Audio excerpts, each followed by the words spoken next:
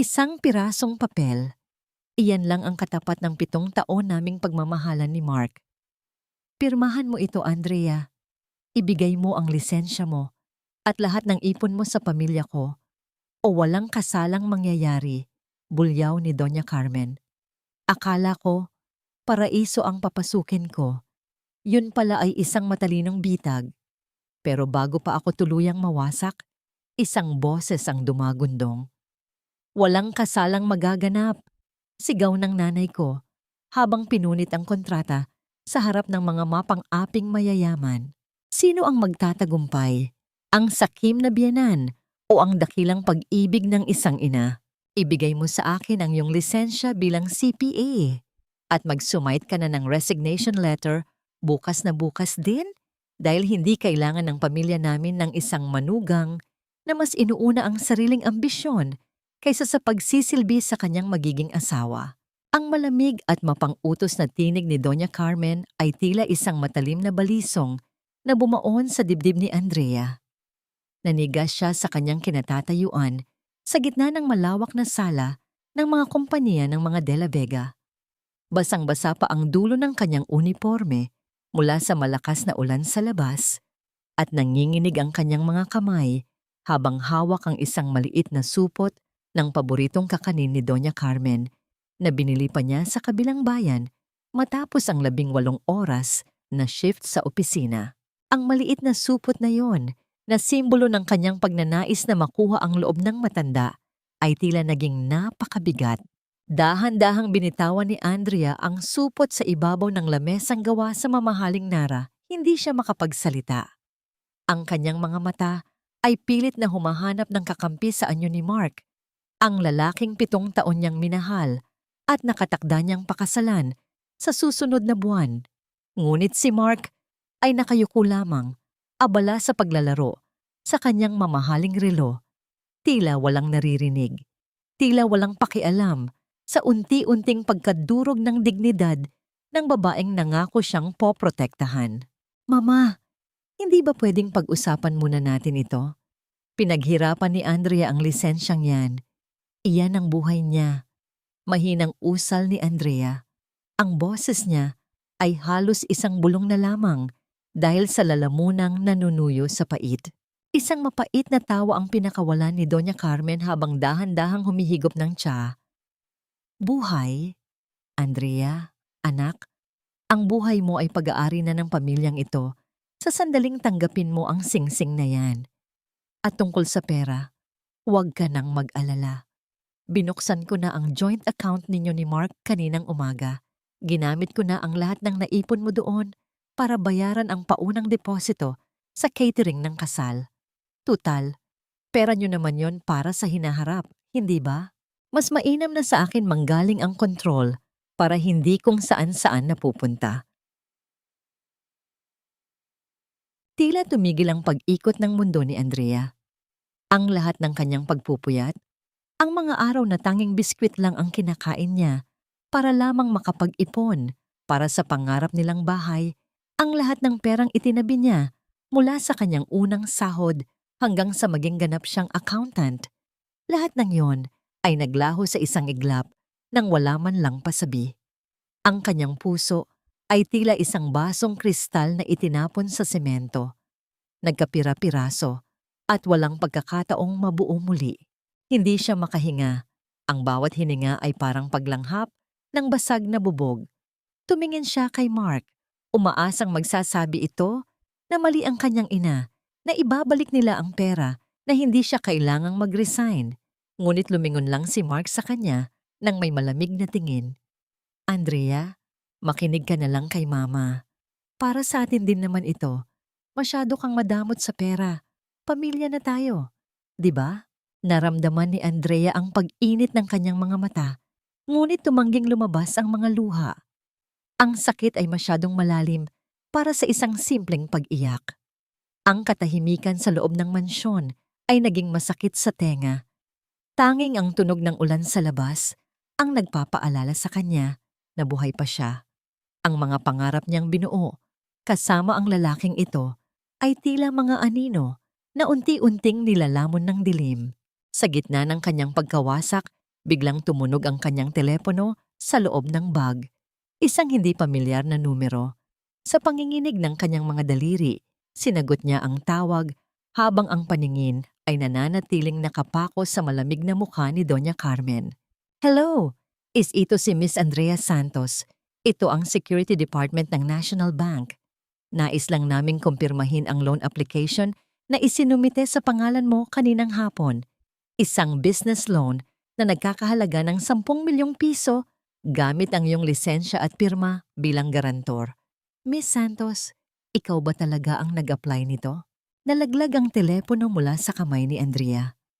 Ang tunog ng pagbagsak nito sa makapal na alpombra ay tila isang huling hudyat ng kamatayan ng kanyang tiwala.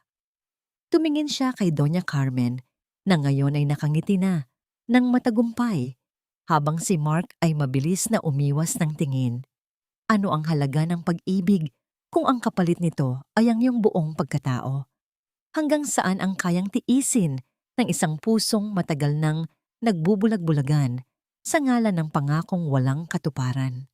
Nanatiling nakahiga ang telepono sa ibabaw ng makapal na alpombra, ang boses ng bank representative ay unti-unting naging malabo hanggang sa maputol ang linya.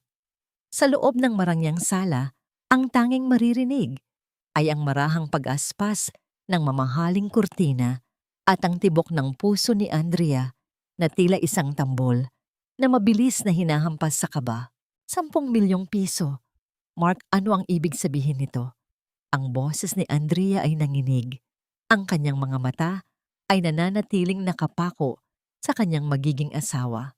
Bumuntong hininga si Mark at sa halip na lumapit upang amuin siya, ay tumayo ito at lumakad patungo sa bintana. Andrea, huwag kang mag-eskandalo rito. Business loan lang yun. Kailangan ng puhunan para sa bagong proyekto ng kumpanya. At dahil ikaw ang magiging chief accountant namin, natural lang na ikaw ang maggarantor. Para ring ito sa magiging yaman nating dalawa. Pero wala akong pinirmahan. Ninakaw niyo ang pirma ko. Sigaw ni Andrea. Ang kanyang galit ay unti-unang humahalo sa kanyang pait. Ninakaw? Napakabigat naman ng salitang yan, Andrea. Sabat ni Doña Carmen habang dahan-dahang itinatabi ang kanyang tasa ng tsa. Ang bawat kilos ng matanda ay puno ng kapangyarihan at kawalan ng pakialam. Sa pamilyang ito, ang lahat ay ibinabahagi. Ang lisensya mo, ang pangalan mo, lahat iyan ay gagamitin para sa ikabubuti ng mga De La Vega. Dapat ka pa ngang magpasalamat dahil pinagkakatiwalaan ka naming dalhin ang pangalan ng aming kumpanya. Huwag mong pairalin ang pagiging maralita na laging nagbibilang ng pag-aari. Hindi na nakatagal si Andrea. Ang hangin sa loob ng mansyon ay tila naging lason. Tumalikod siya at mabilis na lumabas ng bahay, hindi alintana ang malakas na ulan na agad tumama sa kanyang mukha. Ang bawat hakbang niya sa basang semento ay tila pagtakas mula sa isang bangungot na gising siya. Narating niya ang maliit na karinderya ng kanyang ina, si Aling Rosa. Ang amoy ng ginisang bawang at mainit na sabaw ay sumalubong sa kanya. Isang pamilyar na yakap na matagal na niyang kinalimutan dahil sa paghahangad na mapabilang sa mundo ng mga De La Vega. Doon, sa ilalim ng aandap-andap na ilaw, nakita niya ang kanyang ina na abala sa pagpupunas ng mga mesa. Ang mga kamay ni Aling Rosa ay magaspang, puno ng mga peklat mula sa mainit na mantika at hiwa ng kutsilyo, mga sugat na tinamo nito para lamang mapagtapos siya ng pag-aaral. Anak, bakit ka basang-basa? Agad na binitawan ni Aling Rosa ang basahan at lumapit sa anak. Ang pag-aalala sa mukha ng ina ay tila isang malambot na kumot na bumalot sa nanlalamig na katawan ni Andrea. Hindi nakasagot si Andrea. Isinubsob na lamang niya ang kanyang mukha sa balikat ng ina at doon ay humikbi ng walang tunog. Ang init ng katawan ni Aling Rosa ay nagpaalala sa kanya kung ano ang totoong kahulugan ng tahanan. Isang lugar kung saan hindi kailangang isuko ang dangal para lamang mahalin. Ngunit ang katahimikan ng gabi ay muling nabulabog ng isang marangyang itim na sasakyan ang huminto sa tapat ng kanilang karinderya. Bumukas ang pinto at lumabas si Doña Carmen. May hawak na payong na itim at maingat na humahakbang sa putikan para hindi madumihan ang kanyang sapatos na gawa sa balat ng buhaya. "Nakalimutan mo ang supot ng kakanin na dinala mo, Andrea," sabi ni Doña Carmen habang inilalagay ang supot sa ibabaw ng lumang lamesang kahoy na may mga bakas ng sebo. Tumingin ang matanda sa paligid ng karinderya nang may pandidiri. "Kaya pala ganito ang asal mo dahil dito ka lumaki. Amoy usok, amoy pawis, at amoy kahirapan." "Huwag mong pagsalitaan ng ganyan ng nanay ko," banta ni Andrea. Ang kanyang boses ay naging matigas. Isang mapang-uyam na ngiti ang sumilay sa labi ni Doña Carmen. "Rosa, pagsabihan mo ang anak mo. Kung gusto niyang maging bahagi ng mataas na lipunan, kailangan niyang matutong yumuko. At ikaw, Andrea, huwag mong kakalimutan ang utang na loob niyo sa amin. Noong kailangan niyo ng pangmatrikula para sa board exam mo, sino ang nagpahiram? Ang pamilya ko. Ngayon, oras na para magbayad kayo." Napayuko si Aling Rosa. Ang kanyang balikat ay tila lalong bumigat sa mga salita ng matanda. "Pasensya na po, Doña Carmen. Andrea, humingi ka ng paumanhin sa biyenan mo." Ang utos ng ina ay parang isang sampal kay Andrea. Ang makita ang kanyang bayaning ina na yumuyuko sa harap ng isang mapang-aping babae ay mas masakit pa kaysa sa pagkawala ng kanyang ipon. Umalis si Doña Carmen nang may tagumpay sa kanyang mga mata. Kinagabihan, habang nakatayo si Andrea sa labas ng kanilang maliit na bahay, nakita niyang dumaan ang sasakyan ni Mark sa kanto. Hindi ito huminto. Sa halip, tumigil ang sasakyan sa isang madilim na bahagi ng kalsada. Isang babaeng nakasuot ng mamahaling damit ang lumabas mula sa isang gusali at pumasok sa loob ng sasakyan ni Mark. Sa liwanag ng poste ng kuryente, nakita ni Andrea ang isang bagay na nagpatigil sa kanyang paghinga. Ang babaeng kasama ni Mark ay may hawak na isang pamilyar na asul na envelope. Ang envelope na naglalaman ng kanyang orihinal na CPA license na kinuha ni Doña Carmen kaninang hapon. Sino ang babaeng iyon? At bakit nasa kanya ang pinakaimportanteng dokumento ng buhay ni Andrea? Ang maliit na sala ni na Andrea ay tila naging isang masikip na kulyat. Amoy na amoy ang bango ng espesyal na kare-kare at adobo na magdamag na inihanda ni Aling Rosa. Ang mga putahing simbolo ng kanyang pagsisikap na bigyan ng dangal ang mahalagang araw na ito. Ngunit ang bawat patak ng pawis ng kanyang ina ay tila walang halaga sa harap ng mga panauhing kararating lang. Dumating ang mga De La Vega na tila mga mananakop. Ang kanilang mga mamahaling barong at sutlang kasuotan ay labis na nangingibabaw sa simpleng bahay ni na Andrea. Inilapag ng kanilang mga tauhan ang mga basket ng prutas at imported na alak sa ibabaw ng mesa. Ngunit hindi ito mukhang regalo. Mukha itong limos na ibinibigay sa mga naghihikaos. "Pasensya na po kayo sa munting tahanan namin, Doña Carmen, Mark. Maupo po kayo."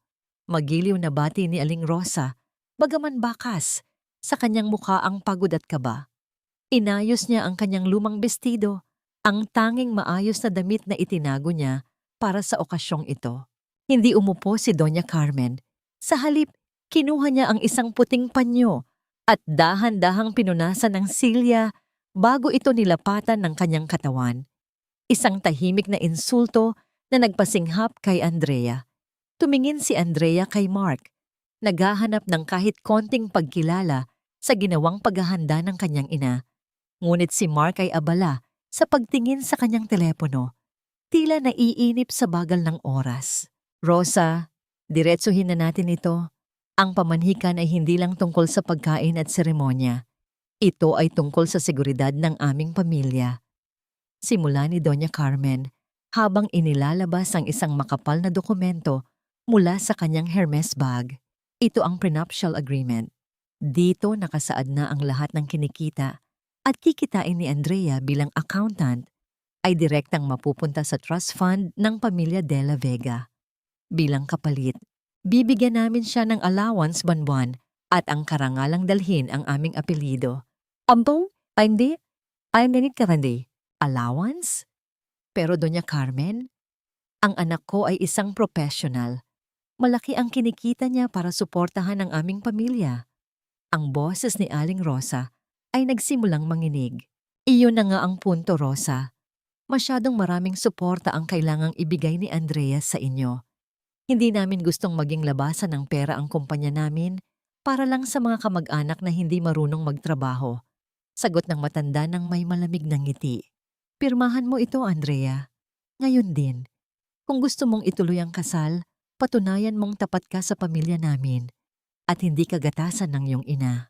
Tumingin si Andrea sa dokumento. Pagkatapos ay sa kanyang ina, na ngayon ay nakayuko. Ang mga kamay na puno ng peklat ay mahigpit na nakahawak sa laylayan ng kanyang damit. Gustong sumigaw ni Andrea. Gustong itapon ang lahat ng pagkaing inihanda nila.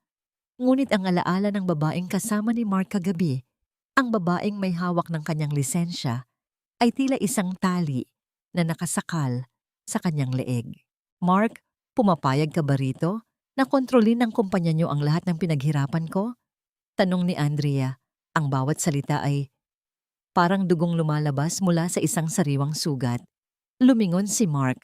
Ang kanyang mukha ay walang emosyon. Andrea, babe, it's for our future. Isipin mo na lang ang sasabihin ng ibang tao kung malalaman nilang wala tayong ganitong kasunduan. Ayaw mo naman sigurong mapahiya ang pamilya namin. 'Di ba?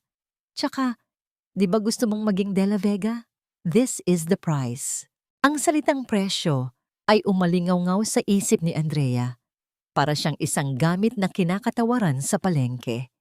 Isang bagay na binibili para pakinabangan at pagkatapos ay itatapon kapag wala ng silbi. Sa gitna ng tensyon, tumayo si Aling Rosa para kumuha ng tubig. Sa kanyang pagmamadali, nasagi niya ang siko ni Doña Carmen. Isang maliit na patak ng tubig ang tumalsik sa mamahaling tela ng damit ng matanda. Ay, pasensya na po, Doña Carmen. Agad na kinuha ni Aling Rosa ang kanyang panyo para punasan ito, ngunit mabilis siyang itinulak ni Doña Carmen. Huwag mo akong hawakan. Ang dumi-dumi ng kamay mo. Baka kung anong mikrobyo pa ang dumikit sa damit ko. Sigaw ng matanda. Iyanan ang hirap sa pakikipag-ugnayan sa mga taong galing sa kanal. Hindi marunong kumilos ng maayos. Napako si Andrea sa kanyang kinauupuan. Nakita niya ang pagkagulat at ang matinding hiya sa mga mata ng kanyang ina. Ang pagmamano at paggalang na itinuro sa kanya simula pagkabata ay tila naging isang malaking biro. Matapos ang mahaba at masakit na pag-uusap, umalis ang mga De La Vega nang hindi man lang tinitikman ang mga pagkaing pinaghirapan ni Aling Rosa. Naiwan ang dalawang mag-ina sa gitna ng sala na puno ng pait. Tahimik na nagsimulang magligpit si Aling Rosa. Yumuko siya para kunin ang isang piraso ng papel na nalaglag malapit sa kinauupuan ni Doña Carmen kanina. Akala niya ay bahagi ito ng kontrata. Ngunit nang buksan niya ito, ang kanyang puso ay tila tumigil sa pagtibok.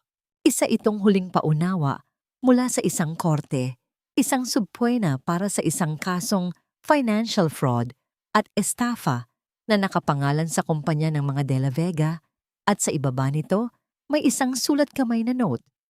Kailangan na natin ang pirma ni Andrea sa audit report para maipasa sa kanya ang lahat ng pananagutan. Nabitawan ni Aling Rosa ang papel.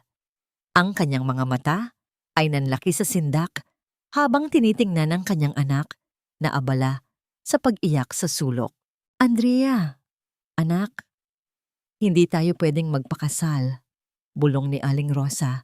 Ang kanyang boses ay puno ng takot at determinasyon. Ngunit bago pa man makasagot si Andrea, muling tumunog ang telepono sa ibabaw ng mesa. Isang mensahe mula sa isang hindi kilalang numero ang lumitaw sa screen. Nakita ko ang lahat sa pamanhikan nyo. Kung gusto mong malaman kung sino ang babaeng may hawak ng lisensya mo, pumunta ka sa lumang bodega sa tapat ng bangko ngayon din. Sino ang nagpadala ng mensahe? At ano nga ba ang tunay na koneksyon ng subpena sa planong kasal ni Andrea? Sa bawat pirma mo, Andrea, para bang isinusuko mo ang sarili mo sa isang sitwasyong sila mismo ang lumikha at wala kang ibang pagpipilian kundi sumunod. Ang mga salitang iyon na binigkas ng isang baritonong tinig ay tumagos sa malamig na hangin ng lumang bodega. Napalingon si Andrea, ang kanyang puso ay tila gustong tumalon mula sa kanyang dibdib sa tindi ng kaba.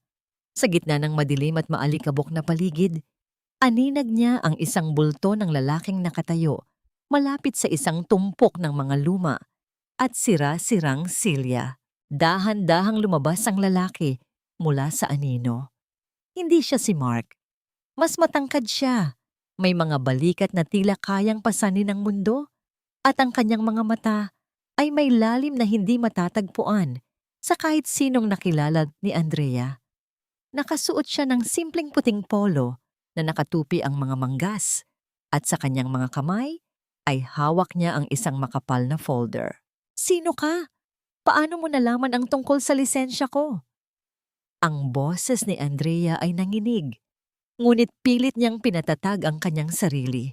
Ako si Gabriel, isang auditor, sagot ng lalaki habang dahan-dahang lumalapit.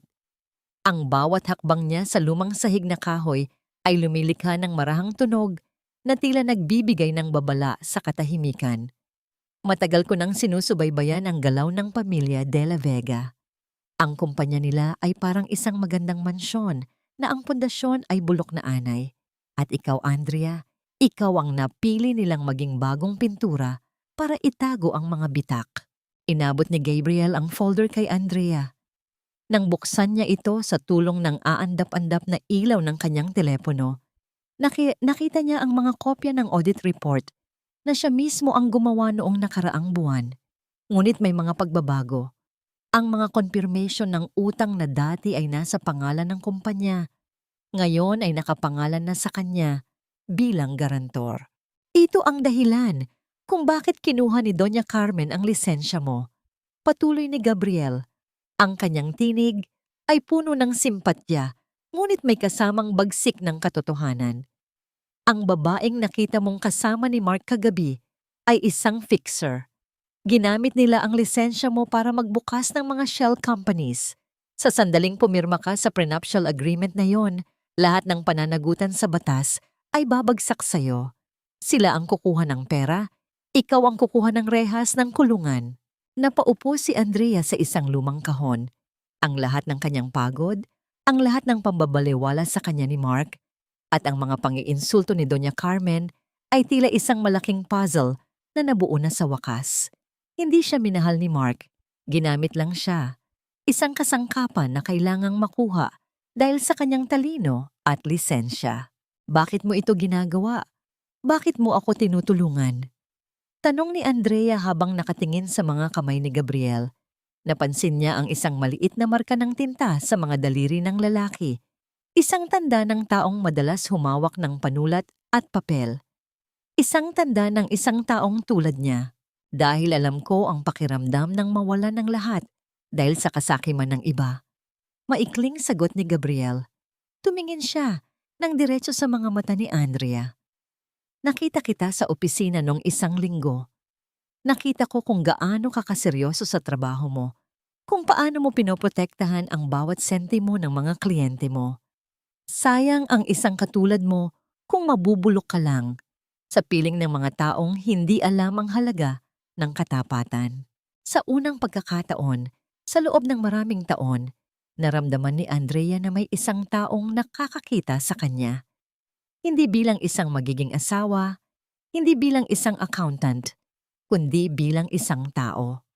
Isang golden moment ng pag-unawa ang namuon sa pagitan nila sa gitna ng madilim na bodega.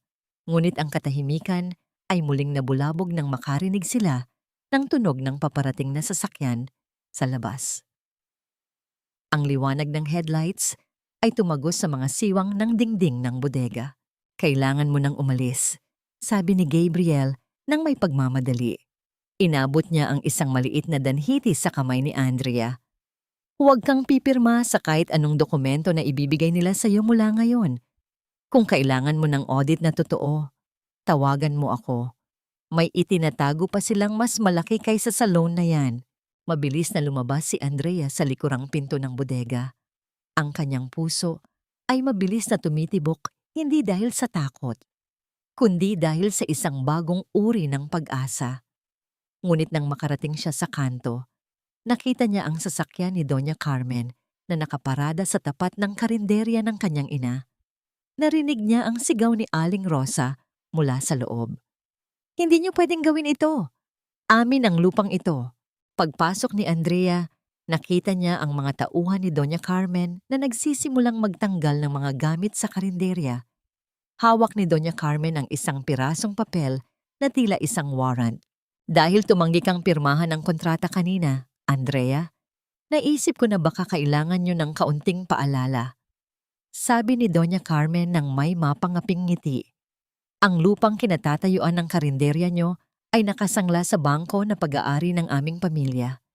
At dahil hindi nakabayad ang iyong ina, sa loob ng 3 buwan, kukunin na namin ito. Ngayon din, napatingin si Andrea sa kanyang ina na ngayon ay nakayakap sa lumang kalan, ang tanging kabuhayan na bumuhay sa kanila. Ang galit na nararamdaman ni Andrea ay tila isang bulkang malapit ng sumabog. Saan kukuha ng lakas si Andrea para labanan ng isang pamilyang hawak ang lahat ng kanilang ari-arian? At ano ang gagawin niya sa impormasyong ibinigay ni Gabriel kung ang kaligtasan ng kanyang ina ang nakataya? Pumirma ka na, Andrea. Isang kumpas lang ng iyong panulat. At lahat ng kagamitang ito ay mananatili sa loob ng karinderya ng nanay mo. Huwag mo nang hintayin mawalan kayo ng bubong sa gitna ng ulan. Ang tinig ni Mark ay tila isang malambot, ngunit nakalalason na bulong sa gitna ng kaguluhan. Habang ang mga tauhan ng pamilya De La Vega ay patuloy sa paglalabas ng mga lumang upuan at ang paboritong kalan ni Aling Rosa, na natiling nakatayo si Andrea sa gitna ng putikan. Ang bawat kalansing ng mga bakal na kinakaladkad sa semento ay tila isang paghagulgol ng kanilang pamilyang walang kalaban-laban. Tumingin si Andrea sa kanyang ina. Si Aling Rosa ay nakaupo sa isang sulok, yakap-yakap ang isang kupas na litrato ng graduation ni Andrea, ang tanging bagay na pilit niyang isinalba habang nililimas ang kanilang kabuhayan. Ang mga mata ng ina ay puno ng pagod, hindi dahil sa trabaho, kundi dahil sa hapdi ng katotohanang ang taong mahal ng kanyang anak ang siya ring kumikitil sa kanilang huling pag-asa. Ang meron sa paligid, ang mga kapitbahay na dati ay masayang kumakain sa kanilang karinderya, ay nanonood lamang.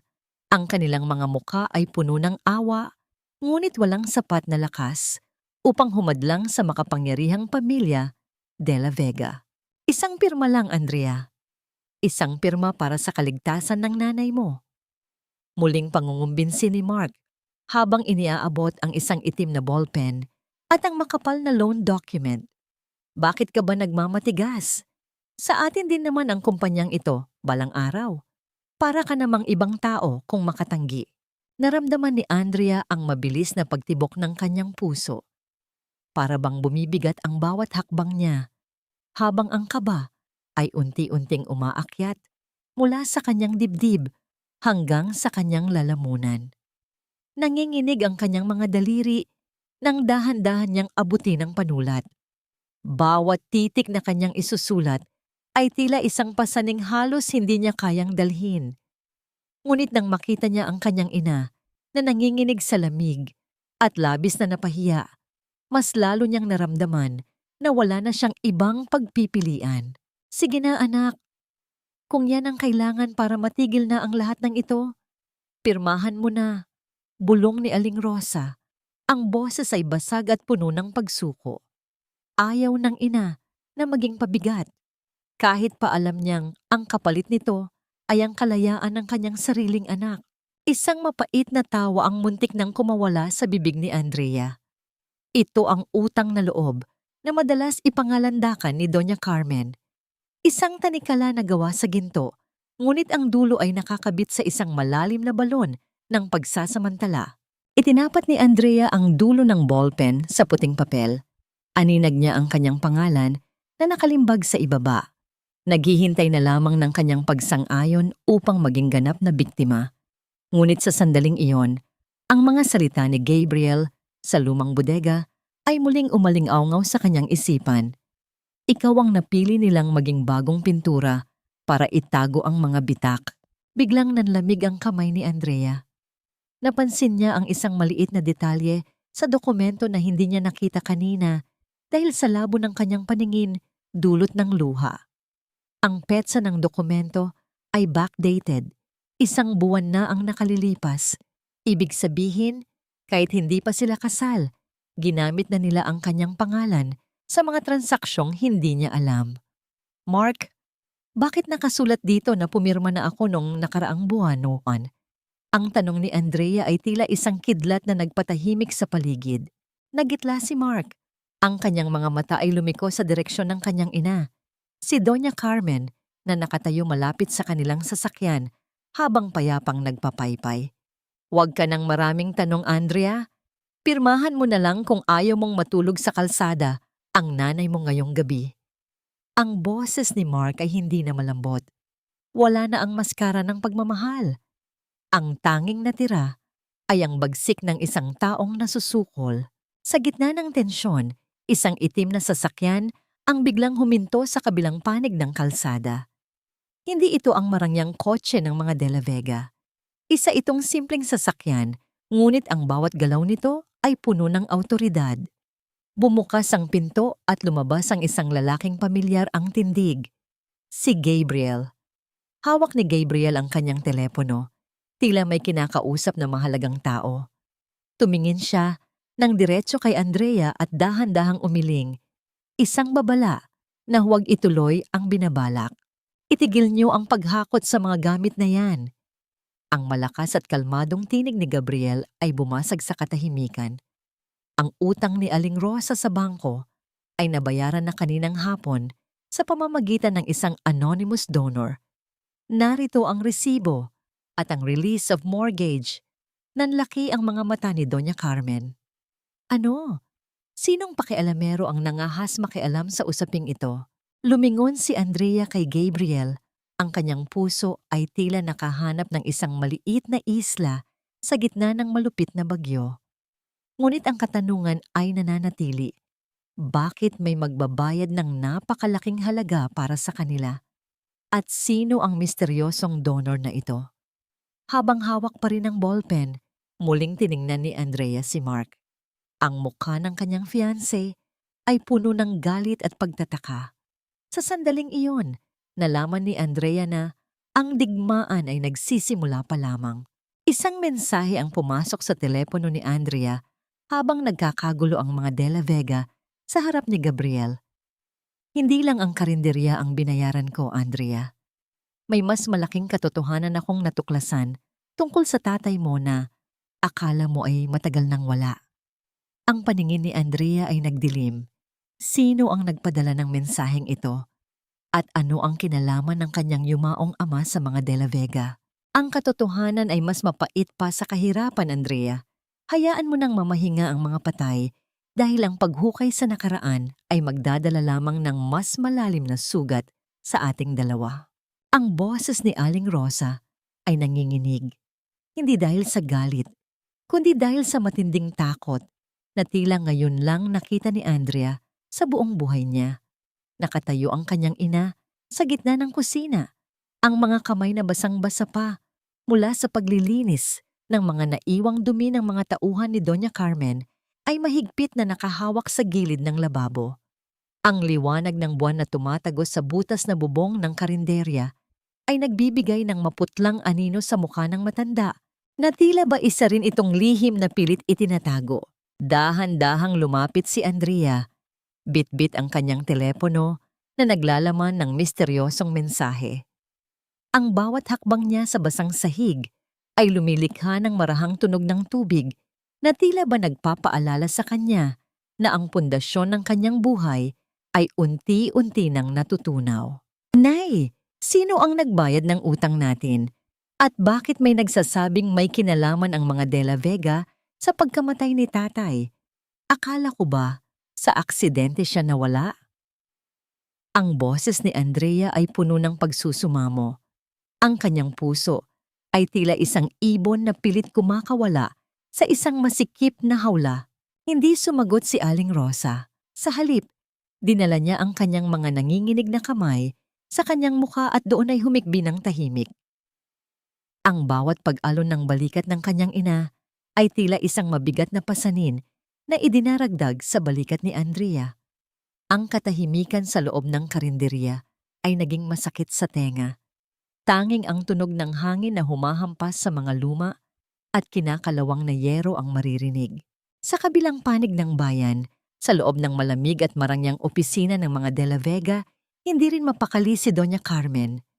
Ang tunog ng kanyang mga daliri na tumatama sa ibabaw ng lamesang kristal ay tila isang orasan na nagbibilang ng nalalabing sandali ng kanilang kapangyarihan. Mark, sinisiguro ko sa iyo, kapag nalaman ng batang iyon ang tunay na nangyari sa kanyang ama bago siya ipinanganak, hindi lang ang kasal ninyo ang mawawasak. Lahat tayo ay ibabagsak sa kulungan.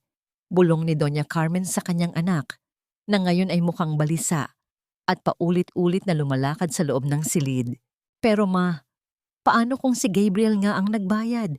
Paano kung nakuha na niya ang mga dokumento sa lumang file ng kumpanya? Tanong ni Mark. Ang kanyang tinig ay puno ng takot na pilit itinatago.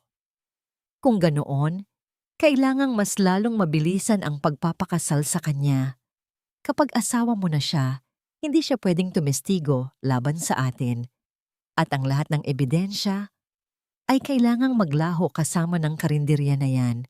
Sagot ng matanda ng may malamig at nakatatakot na determinasyon. Bumalik ang eksena sa karinderya. Habang mahimbing nang natutulog si Aling Rosa, dahil sa labis na pagod, hindi mapakali si Andrea. Binuksan niya ang isang lumang baul na nasa ilalim ng kanilang katre. Isang baul na mahigpit na ipinagbabawal ng kanyang ina na buksan. Sa loob nito, nakakita siya ng isang kupas na clipping ng dyaryo mula sa 28 taon na ang nakalilipas. Ang balita ay tungkol sa isang malaking sunog sa isang warehouse na pag-aari ng mga De La Vega at sa ibaba ng balita ay may listahan ng mga biktima. Isang pangalan ang tila nagliwanag sa dilim. Andres Santos, ang kanyang ama. Ngunit ang nakasulat na sanhi ng kamatayan ay hindi aksidente. Nakasulat dito na siya ay namatay habang sinusubukang ilabas ang mga ilegal na dokumento ng kumpanya. Nanginig ang buong katawan ni Andrea. Ang papel na hawak niya ay tila naging apoy na bumabalot sa kanyang mga palad. Sa gitna ng kanyang pagkabigla, napansin niyang may isang maliit na susi na nakadikit sa likod ng clipping ng dyaryo. Saan kaya patungo ang susing ito? At bakit ang pangalan ng kanyang ama ay nakaugnay sa krimen ng mga De La Vega bago pa man siya isilang? Sa labas ng kanilang bahay, isang itim na anino ang nakatayo. Sa ilalim ng puno ng mangga, tahimik na nagmamasid sa bawat galaw ni Andrea. Nang tumama ang liwanag ng poste sa mukha nito, nakita ang pamilyar na mga mata ni Gabriel, ngunit ang kanyang tingin ay hindi puno ng pag-ibig, kundi ng isang madilim na lihim na tila siya lang ang nakakaalam. Ano ang tunay na papel ni Gabriel sa buhay ni Andrea? Siya ba ay isang tagapagligtas o isa ring arkitekto ng isang mas malaking paghihiganti? Hindi ka namin kinuha para mag-isip, Andrea. Kinuha ka namin para sumunod, manahimik, at maging dekorasyon sa pamilyang ito. Ang boses ni Doña Carmen ay kasing lamig ng hanging nanggagaling sa mga aircon ng eksklusibong bridal boutique kung saan sila naroroon. Sa harap ng malaking salamin, nakatayo si Andrea habang suot ang isang napakagandang wedding gown na gawa sa mamahaling Princess na lace. Ang puting tela ay kumikinang sa ilalim ng mga chandelier, isang simbolo ng kadalisayan at bagong simula na dahan-dahang nagiging isang masikip na rehas para sa kanya. Habang maingat na iniayos ng mananahi ang dulo ng belo ni Andrea, Lumapit si Doña Carmen bitbit ang isang gintong pluma at ilang piraso ng papel. Pirmahan mo na itong mga internal tax documents ng kumpanya. Sabi ko naman sa'yo, bago ang kasal, kailangan ng malinis ang lahat para hindi ka mahirapan sa paglipat ng mga accounts mo sa amin. Tiningnan ni Andrea ang mga dokumento. Ang kanyang mga mata, na sanay sa pagbabasa ng mga numero, ay agad na nakapansin ng isang malaking butas.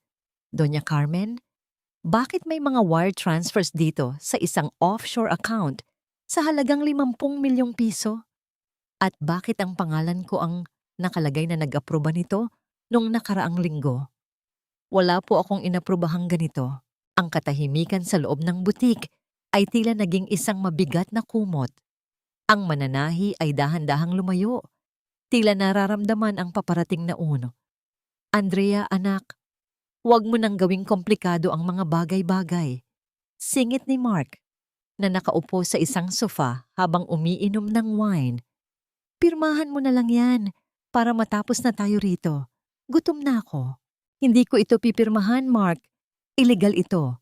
Maari akong mawalan ng lisensya o mas malala, makulong. Ang boses ni Andrea ay nagsimulang tumaas. Ang kanyang puso ay tila isang tambol na mabilis na hinahampas ng kaba. Sa isang iglap, ang anyong banal at mahinhin ni Doña Carmen ay naglaho. Mabilis siyang lumapit at isang malakas na sampal ang dumapo sa pisngi ni Andrea. Ang tunog ng palad na tumama sa balat ay umaling-aungaw sa buong silid, kasabay ng marahas na pagbaling ng mukha ni Andrea sa isang tabi. Nalaglag ang belo mula sa kanyang ulo patungo sa sahig. Naramdaman ni Andrea ang matinding hapdi sa kanyang pisngi. Ngunit ang mas masakit ay ang malamig na pakiramdam ng bakal na tila sumasakal sa kanyang lalamunan. Ang bawat hibla ng mamahaling gown na suot niya ay tila naging mga tinik na tumutusok sa kanyang balat. Huwag mong kakalimutan kung sino ang nag-ahon sa inyo sa putikan. Sigaw ni Doña Carmen, ang kanyang mga mata ay nanlilisik sa galit. Isang hamak na anak ng kusinera lang ang pinanggalingan mo. Binigyan kita ng pagkakataong maging reyna. Pero mas pinipili mong maging isang pakialamerang accountant? Pirmahan mo yan. O sisiguraduhin kong bukas na bukas din ay nasa kulungan ng nanay mo dahil sa mga utang na hindi niya alam na kinuha niya sa amin. Napatingin si Andrea kay Mark. Umaasang tatayo ito at ipagtatanggol siya. Ngunit si Mark ay umiwas lang ng tingin at kinuha ang kanyang telepono. Tila mas interesado sa mga notifications nito kaysa sa pananakit na ginagawa ng kanyang ina sa babaeng nangako siyang mamahalin. Ang dumi ng sarili ni Andrea ay tila hindi na kayang hugasan ng kahit anong tubig. Nakasuot siya ng gown na nagkakahalaga ng milyon-milyon, ngunit ang kanyang pagkatao ay rinirehas ng mga taong itinuring niyang pamilya. Naramdaman niya ang pagdaloy ng isang butil ng luha sa kanyang pisngi, na agad ding natuyo dahil sa init ng galit at pait sa kanyang kalooban. Makinig ka na lang kasi kay Mama, Andrea. Para rin naman ito sa atin.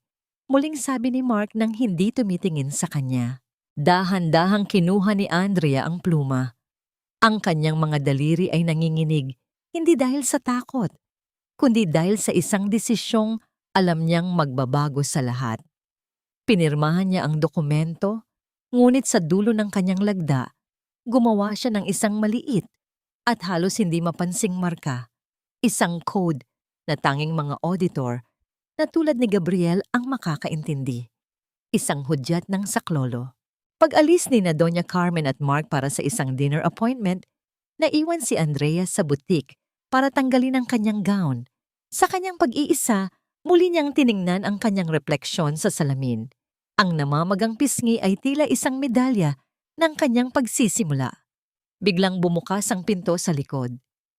Inakala niyang ang mananahi ito, ngunit ang amoy ng pamilyar na pabango ang nagsabi sa kanya kung sino ang dumating.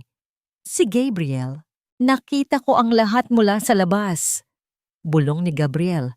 Ang kanyang boses ay puno ng pait at pag-aalala. Inabot niya ang isang maliit na yelo na binalot sa panyo at dahan-dahang idinampi sa pisngi ni Andrea. Bakit ka pumirma, Andrea? Bakit hinayaan mong saktan kanila ng ganyan? Tiningnan ni Andrea si Gabriel sa salamin. Dahil kailangan nilang maniwala na nakuha na nila ako. Gabriel, kailangan nating bilisan. May nahanap akong dokumento tungkol sa tatay ko. Hindi lang pera ang ninakaw nila sa amin. Sino ang tunay na pumatay sa ama ni Andrea? At sapat na ba ang susing nahanap niya para buksan ang pintuan ng katarungan bago sumapit ang araw ng kasal? Ang bawat patak ng ulan sa labas ng bintana ay tila mga luhang hindi na kayang pakawalan ni Andrea. Sa loob ng maliit at madilim nilang silid, tanging ang aandap-andap na liwanag ng isang gasera ang nagbibigay ng buhay sa mga anino sa dingding. Hinawakan ni Andrea ang kanyang pisngi. Wala na ang hapdi ng sampal, ngunit ang lamig ng katotohanan ay tila nanunuot hanggang sa kanyang mga buto. Dahan-dahang pumasok si Aling Rosa. Bitbit ang isang tasang mainit na salabat. Ang amoy ng luya at ang usok na pumapaibabaw sa tasa ay tila isang yakap na matagal nang kinakailangan ni Andrea. Hindi nagsalita ang kanyang ina. Sa halip, naupo ito sa tabi niya at kinuha ang isang lumang suklay.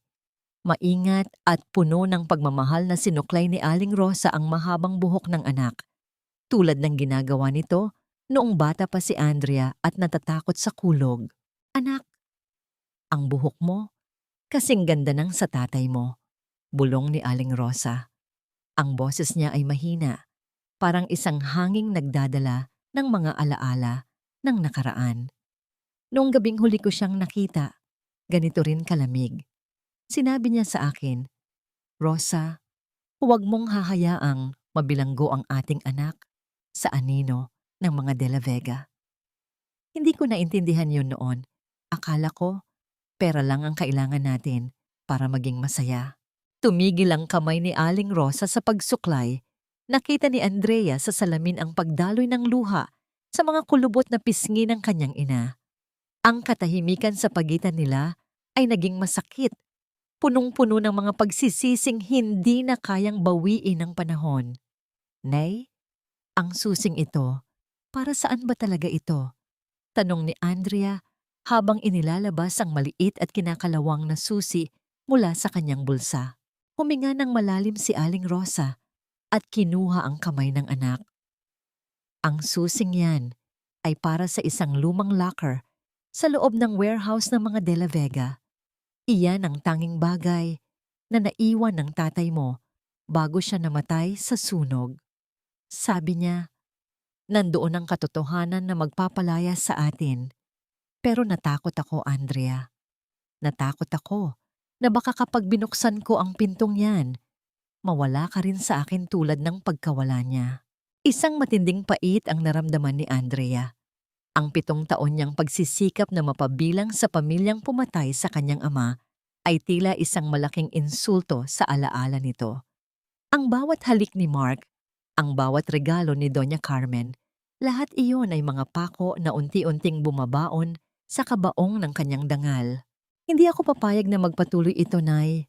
Bukas, sa harap ng altar, tatapusin ko ang lahat, mariing sabi ni Andrea. Ang kanyang mga mata ay nag-aapoy na ngayon sa determinasyon. Ang takot ay napalitan ng isang malamig na galit. Tumayo si Aling Rosa at lumapit sa cabinet kung saan nakasabit ang pulang bestido na isusuot sana niya bilang ina ng bride. Dahan-dahan niyang kinuha ang isang malaking gunting na ginagamit niya sa pananahi. Ang bawat pagbuka at pagsara ng gunting ay lumilikha ng isang matalim at nakapangingilabot na tunog sa gitna ng katahimikan. Hindi ka magiging alipin sa ilalim ng kanilang bubong. Andrea, sabi ni Aling Rosa habang tinititigan ang bestido. Kung kailangang dumanak ang luha ng buong bayan para lang mailigtas ka, gagawin ko. Sa sandaling iyon, isang mabilis na kumatok sa kanilang pinto. Hindi ito ang pamilyar na katok ng mga kapitbahay. Ito ay mabilis, mabigat, at puno ng panganib. Pagbukas ni Andrea, nakita niya si Gabriel na hinihingal. Ang kanyang barong ay basang-basa ng ulan at may bahid ng dugo sa kanyang braso. Andrea, kailangan mo nang umalis ngayon din. Mabilis na sabi ni Gabriel. Nalaman na ni Doña Carmen na binuksan mo ang offshore files. Papunta na rito ang mga tauhan nila para itakas ka bago pa sumapit ang kasal. Hindi ka nila dadalhin sa simbahan, Andrea. Dadalhin ka nila sa isang lugar kung saan hindi ka na muling makikita. Bago pa makapagsalita si Andrea, nakita niya ang liwanag ng mga headlights ng maraming sasakyan na unti-unting lumalapit sa kanilang maliit na bahay. Ang tunog ng mga makina ay tila mga ungol ng mga gutom na hayop na handang lumamon. Saan tatakbo si Andrea sa gitna ng madilim na gabi? At sapat ba ang proteksyon ni Gabriel laban sa galamay ng mga De La Vega na handang pumatay para sa kanilang mga lihim? Ang bawat hakbang ni Andrea sa pasilyo ng sinaunang simbahan ay tila isang paglakad patungo sa sarili niyang burol. Ang tunog ng organo na tumutugtog ng wedding march ay umalingaw-ngaw sa mataas na kisame. Ngunit para sa kanya, ang bawat nota ay tila isang malungkot na dalit. Ang amoy ng mga sariwang bulaklak ng lila at sampagita na nakakabit sa bawat dulo ng upuan ay hindi nagbigay ng bango, kundi isang masikip na pakiramdam na tila ba sinasakal ang kanyang hininga. Sa dulo ng pasilyo, nakatayo si Mark. Suot ang kanyang puting barong na kumikinang sa ilalim ng liwanag ng mga chandelier. Mukha siyang perpektong Ginoo, ngunit sa mga mata ni Andrea, ang nakikita niya ay isang hungkag na anyo. Isang lalaking handang itaya ang kanyang buhay para sa isang kasinungalingan. Sa gilid nito, nakaupo si Doña Carmen. Ang kanyang mukha ay puno ng tagumpay habang nakamasid sa bawat galaw ng manunugang. Akala niya ay tuluyan na niyang napaamo. Nang marating ni Andrea ang altar, ang lamig ng marmol na sahig ay tila nanunuot sa kanyang mga talampakan sa kabila ng suot na sapatos. Ang belo na tumatakip sa kanyang mukha ay tila isang manipis na pader na naghihiwalay sa kanya sa mundo ng mga buhay. Kung sino man ang may sapat na dahilan upang hindi ituloy ang kasalang ito, ay magsalita ngayon din o habang buhay na manahimik. Ang boses ng pari ay umaling-awngaw sa buong katedral. Isang matinding katahimikan ang bumalot sa lahat. Tila tumigil ang paghinga ng mga panauhin. Ngunit bago pa man makapagpatuloy ang pari, isang malakas na tunog ng pagbukas ng malaking pinto ng simbahan ang bumasag sa katahimikan. Ang liwanag ng araw mula sa labas ay pumasok sa madilim na pasilyo at doon nakatayo ang isang figura na hindi inaasahan ng lahat. Si Aling Rosa. Hindi siya suot ang pulang bestidong pinili ni Doña Carmen. Suot niya ang kanyang simpleng damit na pangtrabaho sa karinderya. Ang kanyang mga kamay ay may bakas pa ng uling, ngunit ang kanyang tindig ay kasing tatag ng isang reyna. Kasunod niya si Gabriel na may hawak na isang itim na folder. Walang kasalang magaganap. Ang sigaw ni Aling Rosa ay yumanig sa bawat sulok ng simbahan. Ang boses ng ina ay puno ng awtoridad, isang tinig na nagmula sa 28 taon ng pananahimik at pagtitiis. Mabilis na tumayo si Doña Carmen. Ang kanyang mukha ay naging kasing pula ng apoy sa galit. Anong kabastusan nito, Rosa? Palabasin ang babaeng yan, mga gwardya. Huwag kayong lalapit! Sigaw ni Andrea habang dahan-dahang tinatanggal ang kanyang belo at inihahagis ito sa sahig. Ang kanyang mga mata ay nanlilisik, ang takot na dati ay bumabalot sa kanya ay tuluyan ng naglaho. Doña Carmen, hindi na ako ang bulag na accountant na maaari niyo lang gamitin. Alam ko na ang lahat. Inabot ni Gabriel ang folder kay Andrea sa harap ng altar. Binuksan ni Andrea ang mga dokumento at itinaas ang mga ito para makita ng lahat ng panauhin, kabilang ang mga maimpluwensyang tao sa lipunan at mga opisyal ng bangko. Ito ang mga dokumentong pilit ninyong ipinapirma sa akin, sabi ni Andrea. Ang kanyang boses ay malakas at malinaw. Ginamit niyo ang lisensya ko para itago ang 50 milyong pisong utang at ilipat ang pananagutan sa akin. Ngunit nagkamali kayo. Ang bawat pirma ko sa mga legal na papel nyo ay may lihim na marka, isang code na nagpapatunay na ang mga transaksyong ito ay ginawa sa ilalim ng pamumuwersa at pananakit. Isang bulong-bulungan ang mabilis na kumalat sa loob ng simbahan. Ang mga bisita ay nagsimulang magtinginan. Ang ilan ay naglalabas na ng kanilang mga telepono para kumuha ng litrato. Sa gitna ng kaguluhan, mabilis na lumapit si Doña Carmen kay Andrea. Ang kanyang mukha ay tila isang demonyong nabigong makuha ang kaluluwa ng kanyang biktima. Itinaas ng matanda ang kanyang kamay upang muling sampalin si Andrea. Ngunit sa pagkakataong ito, hindi umilag ang dalaga. Mariin niyang sinapo ang kamay ng matanda sa ere. Tapos na ang panahon ng pagluhod ko sa inyo. Bulong ni Andrea, sapat na para marinig ng matanda. Dahil sa bawat sampal mo sa akin, isang ebidensya ng krimen niyo ang isusumite ni Gabriel sa mga awtoridad ngayon din. Napasigaw si Doña Carmen sa tindi ng pagkapahiya at galit. Lumingon si Andrea kay Mark na ngayon ay nakatayo lamang sa tabi, nanginginig at hindi makapagsalita. Mark, salamat sa 7 taon, sabi ni Andrea ng may mapait na ngiti. Salamat dahil itinuro mo sa akin na ang pinakamahalagang bagay na dapat kong mahalin ay ang sarili ko at ang nanay ko. Hindi ang isang lalaking walang sariling paninindigan. Dahan-dahang hinubad ni Andrea ang kanyang mamahaling singsing at binitiwan ito sa sahig ng altar. Ang tunog ng ginto na tumama sa marmol ay tila isang huling hudyat ng kanyang paglaya.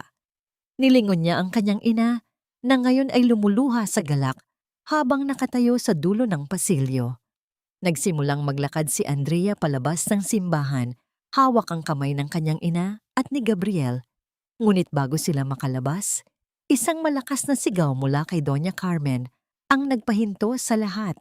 Akala mo ba ay makakatakas ka ng ganoon lang? Hindi mo pa alam ang buong katotohanan tungkol sa iyong ama Andrea. Kung aalis ka ngayon, hinding-hindi mo malalaman kung bakit siya kailangang mamatay sa gabing iyon. Napatigil si Andrea. Ang pintuan ng katarungan ay bumukas na, ngunit tila may isa pang madilim na silid ang naghihintay sa kanya. Ano ang huling lihim na hawak ni Doña Carmen na kayang bumali sa paninindigan ni Andrea? At sapat ba ang katarungang nakuha niya kung ang anino ng kanyang ama ay nananatiling nakakulong sa nakaraan? Huwag mong isiping nakawala ka na sa akin, Andrea. Dahil ang dugong nananalaytay sa mga ugat mo ay ang dugong kinuha ko sa tatay mo noong gabing nagmakaawa siyang huwag kong idamay ang pamilya niyo. Ang boses ni Doña Carmen ay tila isang malabong bulong na humahabol sa likuran ni Andrea habang mabilis siyang naglalakad palayo sa altar. Ang bawat hakbang niya sa mahabang pasilyo ng simbahan ay tila isang pagtakas mula sa isang nasusunog na gusali.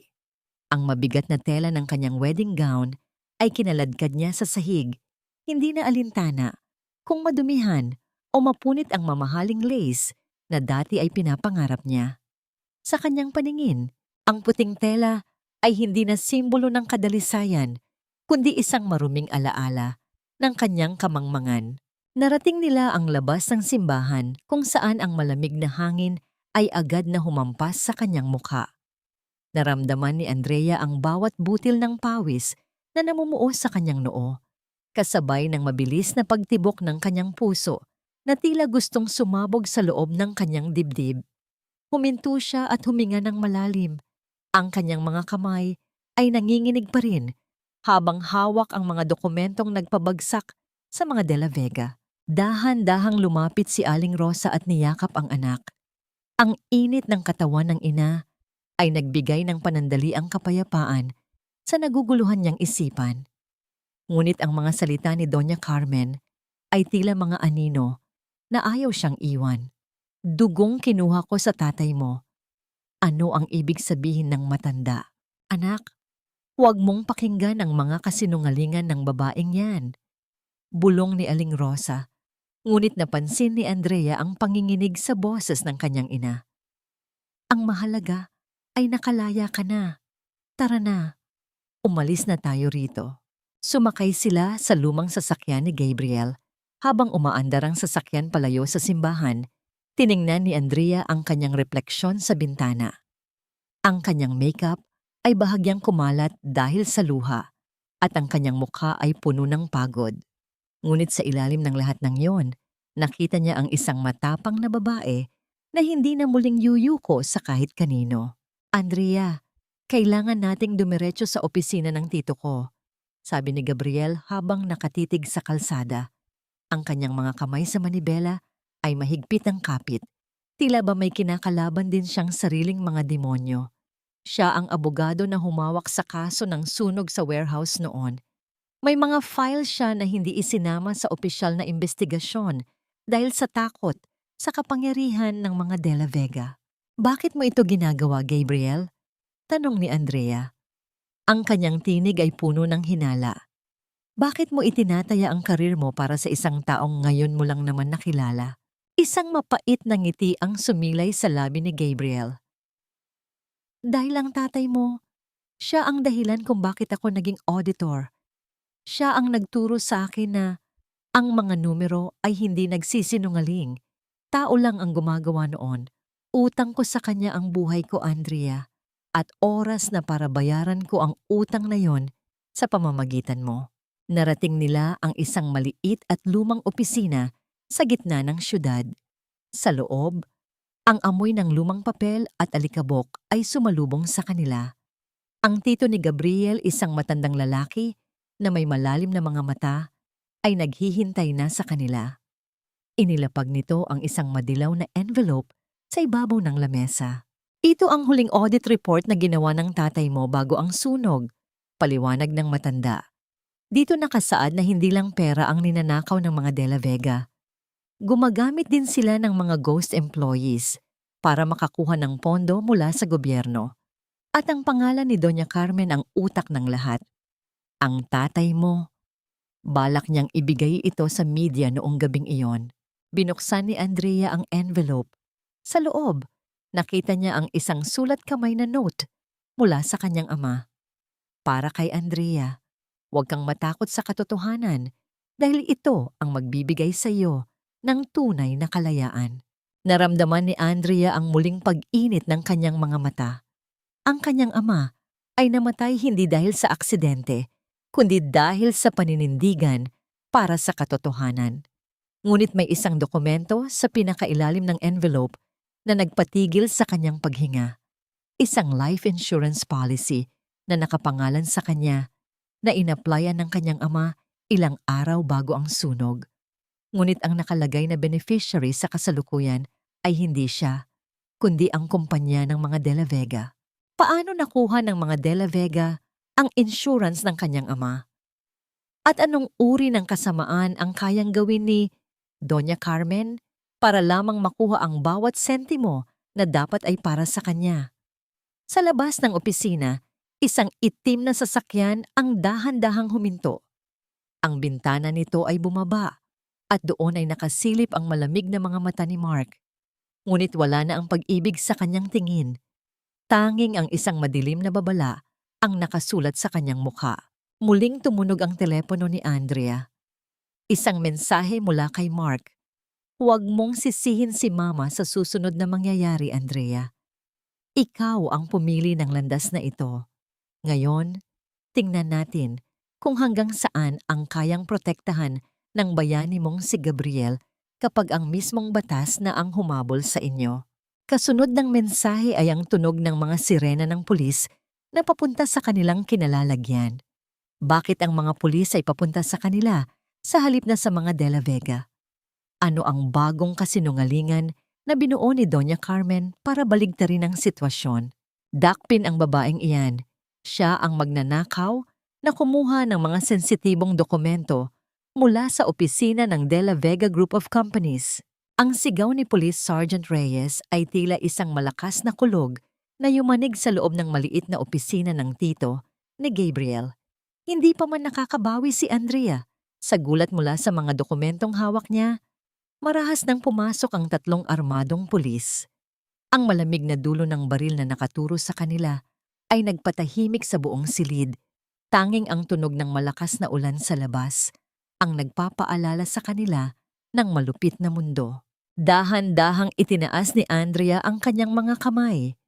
Sa kanyang kanang kamay, mahigpit pa rin niyang hawak ang sulat ng kanyang ama, ang huling piraso ng katotohanan na magpapalaya sana sa kanila. Ngunit sa isang iglap, marahas itong hinablot ng isang pulis. Naramdaman ni Andrea ang matinding hapdi sa kanyang mga pulsuhan nang mabilis na ikabit ng pulis ang malamig na bakal ng posas. Ang puting tela ng kanyang wedding gown, na bahagyan ng punit at may dumi ng putik sa laylayan, ay tila naging isang kulungan sa gitna ng opisina. Ang munting pangarap na maging malaya ay agad na pinalitan ng pait ng pagkabilanggo. Habang hinihila siya palabas, nakita niya ang kanyang sarili sa salamin ng pintuan. Isang nobyang nakaposas, isang biktima na ngayon ay ipinipintang kriminal. Wala siyang ninanakaw. Amin ang mga dokumentong yan. Katotohanan ang hanap namin. Sigaw ni Aling Rosa habang pilit na humaharang sa mga pulis. Ngunit isang marahas na tulak ang naging sagot sa kanya. Dahilan upang mapaupo ang matanda sa sahig. Nay, huwag niyo siyang saktan. Ang boses ni Andrea ay puno ng pait at galit. Ang makita ang kanyang ina na muling sinasaktan sa harap niya ay mas masakit pa kaysa sa anumang bakal na nakakabit sa kanyang mga kamay. Isang pamilyar na tawa ang narinig ni Andrea mula sa labas ng opisina. Doon, nakatayo si Doña Carmen sa ilalim ng isang malaking payong, habang si Mark ay nakatayo sa likuran nito na tila isang aninong walang sariling buhay. Ang matanda ay nakasuot pa rin ng kanyang marangyang damit mula sa naudlot na kasal. Tila ba ipinapamukha niya kay Andrea na siya pa rin ang may hawak ng trono. Sabi ko sa'yo, Andrea, ang batas ay para sa mga may kapangyarihan, hindi para sa mga tulad mong nangarap, lumipad ng lampas sa iyong kinatatayuan. Bulong ni Doña Carmen habang dahan-dahang lumalapit sa sasakyan ng pulis. Ang mga dokumentong nahanap nyo? Ituturing iyang stolen evidence at walang halaga sa korte. At ikaw? Mabubulok ka sa kulungan sa kasong qualified theft at corporate espionage. Lumingon si Andrea kay Gabriel na kasalukuyan ding pinipigilan ng dalawang pulis. Ang mga mata ni Gabriel ay puno ng pagsisisi, ngunit may isang liwanag doon na tila nagsasabing hindi pa tapos ang laban. Andrea, huwag kang mawawalan ng pag-asa. May isa pa tayong alas, ang insurance policy. Hindi nila alam na may duplicate iyon sa bangko. Ngunit bago pa makapagsalita si Gabriel, mabilis siyang sinuntok sa sikmura ng isang pulis, dahilan upang mapaluhod siya sa sakit. Naramdaman ni Andrea ang pagpatak ng luha sa kanyang pisngi. Hindi dahil sa takot para sa sarili, kundi dahil sa paghihirap ng mga taong nagmamahal sa kanya. Ipinasok si Andrea sa loob ng mainit at masikip na sasakyan ng pulis. Sa loob ng madilim na sasakyan, habang umaandar sila palayo sa kanyang ina at kay Gabriel, tanging ang tunog ng sirena ang bumabasag sa katahimikan ng gabi. Ang bawat wangwang ay tila isang paalala ng kanyang pagkatalo. Ngunit sa gitna ng dilim, naramdaman ni Andrea ang isang maliit na bagay sa loob ng kanyang palad. Sa gitna ng kaguluhan kanina, naisiksik ni Gabriel ang isang maliit na memory card sa kanyang kamay bago siya mapusasan. Isang maliit na piraso ng plastik na maaring naglalaman ng lahat ng ebidensyang kailangan niya. Saan dadalhin ng tadhana si Andrea sa loob ng malamig na rehas? At paano niya mailalabas ang katotohanan mula sa loob ng kulungan kung ang bawat galaw niya ay binabantayan ng mga galamay ni Doña Carmen? Isang nakahihindik na balita ang sumalubong sa kanya pagdating sa presinto. Ang abogado ni Doña Carmen ay nagsumite ng bagong ebidensya. Isang video recording kung saan makikita si Andrea na di umano ay nilalason ang sarili niyang ama noong gabing masunog ang warehouse. Paano nakuha ng mga De La Vega ang gayong ebidensya? At sino ang taong handang magsinungaling para lamang tuluyang ibaon si Andrea sa ilaw sa ilalim ng lupa. Ang bawat rehas na nakapaligid sa akin ay tila mga daliri ng isang higanting pilit na sumasakal sa aking hininga. Ngunit hindi nila alam na ang isip ko ay nananatiling malaya sa gitna ng kadiliman.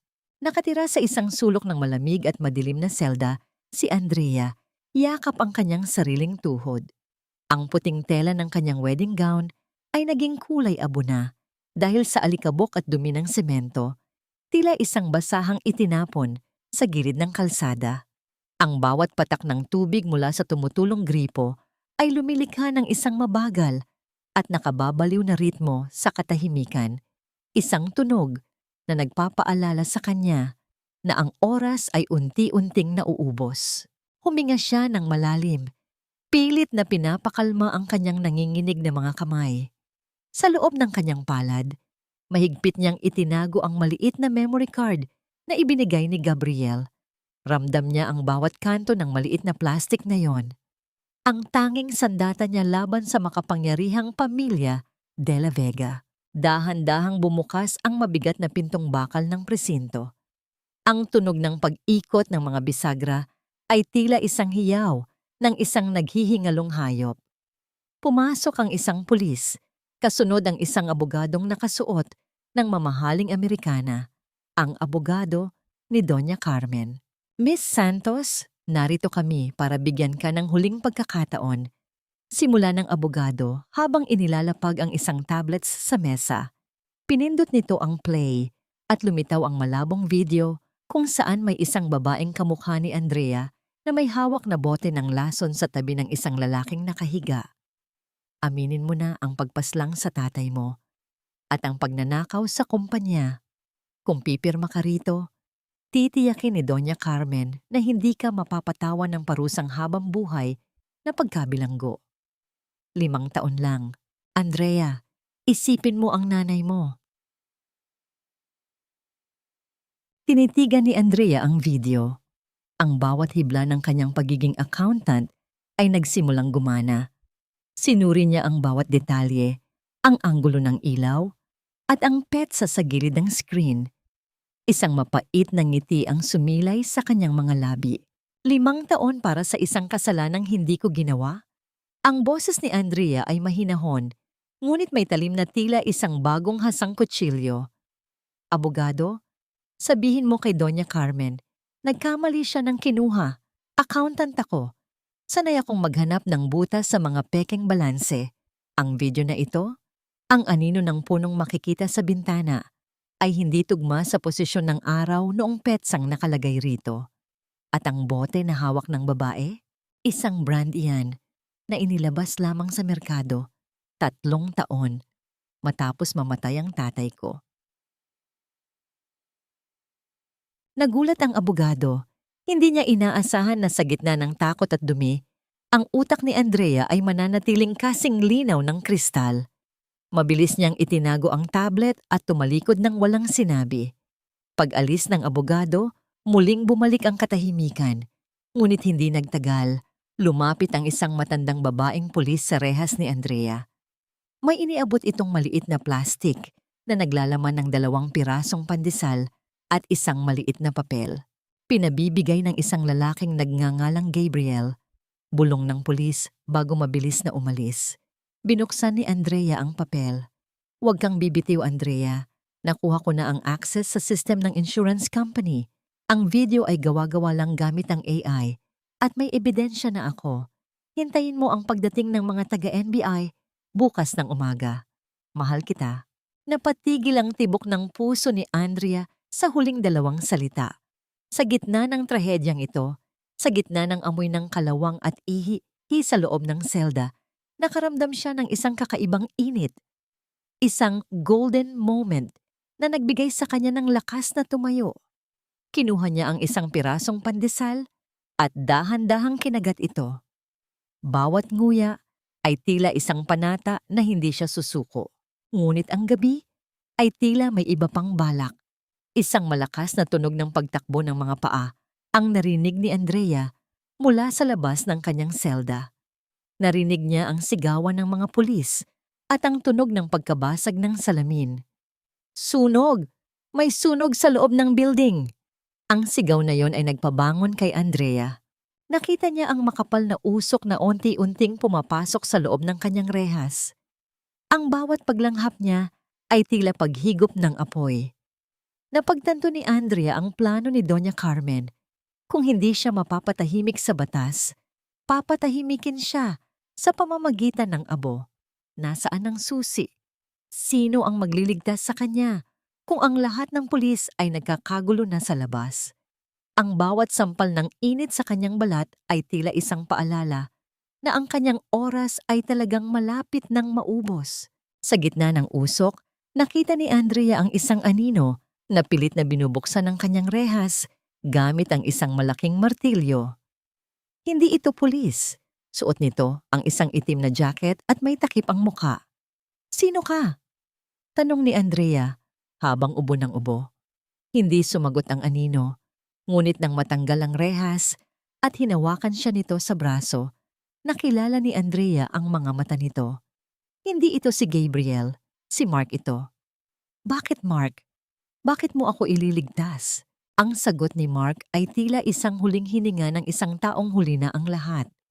"Dahil ayaw kong maging katulad ni Mama. Takbo, Andrea. Takbo bago pa nila malaman na pinawalan kita." Ngunit bago pa man makalabas si Andrea, isang malakas na pagsabog ang narinig mula sa likuran ng presinto, dahilan upang gumuho ang bahagi ng kisame sa pagitan nila ni Mark. Makakalabas pa ba si Andrea sa nagniningas na gusali? At ano ang mangyayari sa memory card na tanging hawak niyang ebidensya kung ang lahat ay lalamunin na ng apoy? Hayaan mo siyang maabo sa loob ng presintong yan, Mark. Isang hamak na accountant lang siya na nangahas banggain ang pamilya natin. Sa apoy siya nagsimula. Sa apoy din siya magtatapos, gaya ng kanyang ama. Ang tinig ni Doña Carmen ay tila isang malupit na hagupit sa gitna ng nagngangalit na apoy. Sa labas ng nasusunog na presinto, nakatayo ang matanda habang pinapanood ang makapal at itim na usok na pumapaitaas sa langit. Ang kanyang muka ay walang bakas ng pagsisisi. Tanging ang isang malamig na ngiti ng tagumpay ang nakaguhit sa kanyang mga labi. Ngunit ang kanyang kumpiyansa ay biglang nayanig nang makita niyang lumabas mula sa likurang bahagi ng gusali ang isang figurang nababalot ng itim na uling at abo. Si Andrea. Ang puting tela ng kanyang wedding gown ay halos wala na. Tanging ang mga sunog na hibla nito ang nakakabit sa kanyang katawan, na tila ba isang sugatang mandirigma, nakakaalis lang sa gitna ng digmaan. Ang bawat paghinga niya ay puno ng huni ng usok at ang kanyang mga mata ay nanlilisik sa galit na matagal nang kinimkim. Sa kanyang kanang kamay, mahigpit niyang hawak ang memory card, ang susi sa pagbagsak ng mga De La Vega. Hindi natutulog ang katarungan, Doña Carmen, at ang apoy na sinimulan niyo ay ang siya ring lalamon sa inyong karangyaan. Ang boses ni Andrea ay paos, ngunit puno ng otoridad. Hindi pa man nakakasagot ang matanda. Sunod-sunod na tunog ng mga sirena ang bumalot sa paligid. Ngunit hindi ito ang mga pulis na hawak ni Doña Carmen. Ito ang mga sasakyan ng National Bureau of Investigation, NBI. Sa pangunguna ni Gabriel, mabilis na pinalibutan ng mga ahente ang lugar. Mabilis na lumapit si Gabriel kay Andrea at agad itong binalot ng kanyang Amerikana. Ang init ng yakap ni Gabriel ay tila isang gamot sa nanlalamig na pakiramdam ni Andrea. "Nakuha na namin ang lahat, Andrea. Ang duplicate ng insurance, ang mga ghost employee payroll, at ang testimonya ng mananahi na nakakita sa pananakit sa'yo." "Anong ibig sabihin nito?" "Mark, gawin mo ang tungkulin mo bilang De La Vega!" Sigaw ni Doña Carmen habang pilit na nagpupumiglas sa mga ahenteng humahawak sa kanya. Lumingon si Andrea sa likuran, kung saan dahan-dahang lumabas si Mark mula sa usok. Ang kanyang mukha ay puno ng pasasalamat at pagsisisi. "Tapos na, Ma. Ibinigay ko na sa NBI ang mga password ng iyong private vault. Hindi ko na kayang mabuhay sa ilalim ng mga kasinungalingan mo." Isang matalim na hiyaw ang pinakawalan ni Doña Carmen. Isang hiyaw ng pagkatalo at kahihiyan. Ang bawat hiyas na suot niya Ang bawat sentimo ng kanyang yaman ay tila naging mga mabibigat na bato na humihila sa kanya pababa sa putikan. Sa harap ng mga kamera ng media na kararating lang, ang reyna ng mga De La Vega ay kinaladkad patungo sa sasakyan ng gobyerno habang ang kanyang anak ay nakayukong sumunod nang may posas din sa kamay.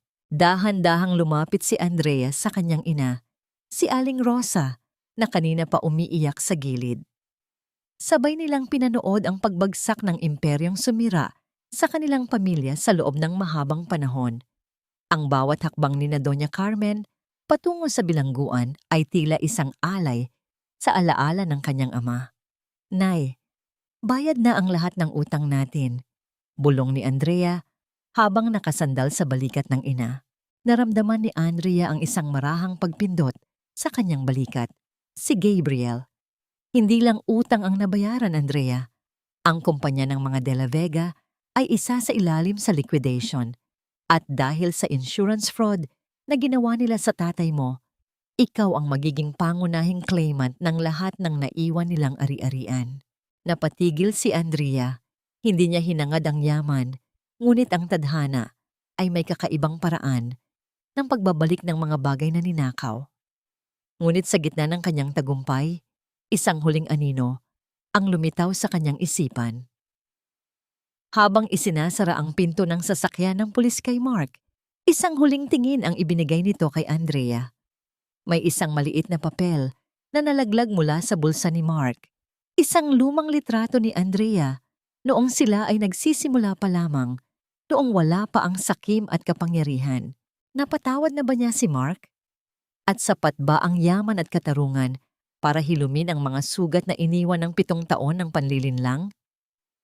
Isang huling mensahe ang pumasok sa telepono ni Andrea mula sa isang unknown number.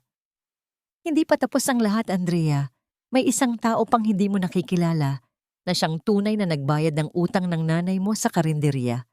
Magkita tayo sa puntod ng tatay mo bukas. Sino ang misteryosong donor na ito? At bakit tila mas malalim pa ang ugat ng kwentong ito kaysa sa inakala ni Andrea?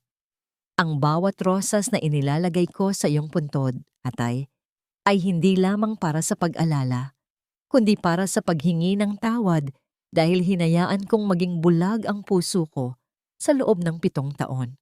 Ang boses ni Andrea ay halos pabulong na lamang habang dahan-dahang idinidikit ang kanyang noo sa malamig na marmol ng puntod ng kanyang ama. Ang amoy ng sariwang sampagita at ang usok mula sa itinitirik na kandila ay humahalo sa malamig na hangin ng hapon. Sa tabi niya, nakaupo si Aling Rosa sa isang maliit na bangko, tahimik na nagdarasal habang ang kanyang mga kamay na may mga bakas pa ng hirap ay maingat na nagpupunas ng mga tuyong dahon sa paligid. Tapos na ang kaguluhan sa korte, tapos na ang usok ng sunog sa presinto, ngunit ang bawat tibok ng puso ni Andrea ay tila nagdadala pa rin ng bigat ng nakaraan. Nakalabas na ang warrant of arrest para sa lahat ng galamay ng mga De La Vega at si Doña Carmen ay nahaharap na sa patong-patong na kasong walang piyansa. Ngunit sa kabila ng katarungan, may isang puwang pa rin sa kanyang pagkatao na hindi kayang punan ng anumang hatol ng batas. Isang marahang tunog ng mga yabag sa damuhan ang narinig nila mula sa likuran. Lumingon si Andrea at nakita ang isang matandang lalaki na nakasuot ng simpleng barong na Tagalog. Ang kanyang buhok ay kasing puti na ng bulak at ang kanyang mga mata ay may bakas ng matinding pagod at lungkot. Kasunod niya si Gabriel na tumango ng bahagya kay Andrea bilang hudyat na ang taong ito ang kanilang hinihintay. Nestor? Ang boses ni Aling Rosa ay napuno ng gulat. Dahan-dahang tumayo ang ina ni Andrea. Ang kanyang mga mata ay nanlaki sa hindi makapaniwalang katotohanan. Nestor, akala ko ay kasama kang nawala sa sunog na yon? Lumapit ang matanda at dahan-dahang kinuha ang kamay ni Aling Rosa para magmano. Pasensya na, Rosa. Sa loob ng 28 taon, namuhay akong parang isang anino dahil sa takot sa mga De La Vega. Ako ang accountant na kasama ni Andres noong gabing iyon. Ako ang dahilan kung bakit niya piniling bumalik sa loob ng nasusunog na warehouse para iligtas ako at para iligtas ang ebidensyang hawak niyo ngayon. Napatigil ang paghinga ni Andrea. Ang misteryosong donor na nagbayad ng utang sa karinderya, ang taong nagpadala ng mga mensahe sa kanya.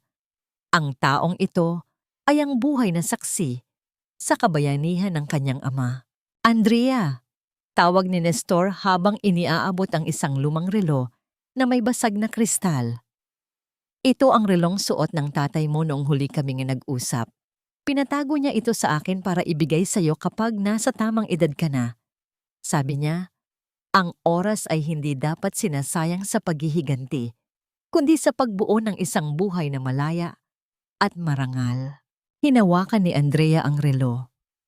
Ramdam niya ang bawat gasgas dito, ang bawat marka ng panahon na tila nagdurugtong sa kanya sa isang amang hindi niya kailanman nayakap. Isang golden moment ng ganap na pagtanggap ang namuon sa gitna ng sementeryo.